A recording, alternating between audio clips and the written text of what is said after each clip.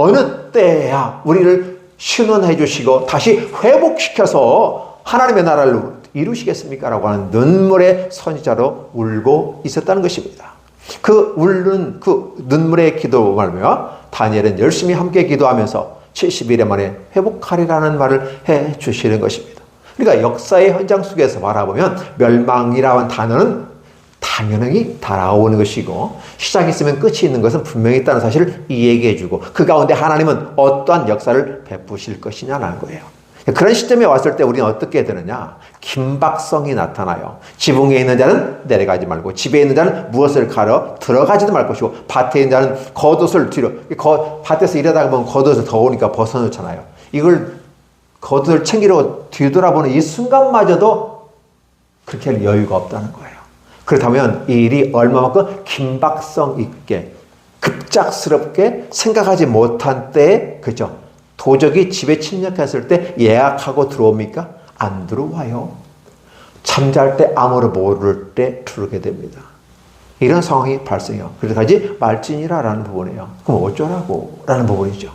결국 너희들은 불가능하고 할 수 없게 되는 거야. 특별히 그때는 전쟁이 되고 먹을 게 없는 상황이 되기 때문에 아이 뵌 여자들과 젖먹이는 자에게 화가 있으리로다. 결국 어떻게 돼요? 어떤 사건이 발생했어요?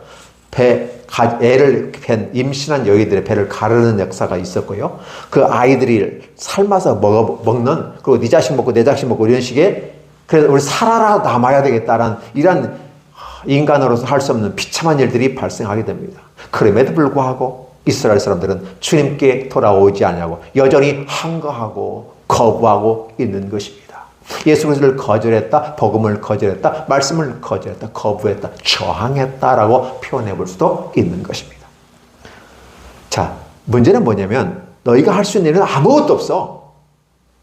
심판의 날에 너희가 어떤 방식으로 할 수 있는 게 아무것도 없어. 노아의 방주 때 물로 망하니까 잠수함 만들어가지고 배 속에 있으면 괜찮겠거니 하는 사람, 이상한 생각을 하는 사람도 있어요. 영화도 그런 영화가 있었어요. 그러나 하나님께서는 뒤집어 버리는 겁니다. 여러분이 노아 방주에 있었기 때문에 여러분은 몰랐을 거예요. 그런데 하나님이 세상을 심판할 때 가만히 놔두지 않으세요. 다 밑에 뒤섞어 버렸습니다. 그래서 지금 보면 산이 바다가 되어지고 바다가 산이 되어졌어요. 대륙에 염전이 생기고요. 그렇죠? 사막 염전이 생기고 산 꼭대기에 조개 껍질들이 있고 이 일들이 여러분이 볼 때는 단순한 것처럼 이렇게 물이 찼다 물이 빠졌다 이렇게 단순하게 하는 것처럼 생각하시는 분들이 굉장히 많은 것 같아요. 아니에요. 지각을 변동시켜 버렸습니다. 그러니까 하나님의 낯을 하나님의 눈에서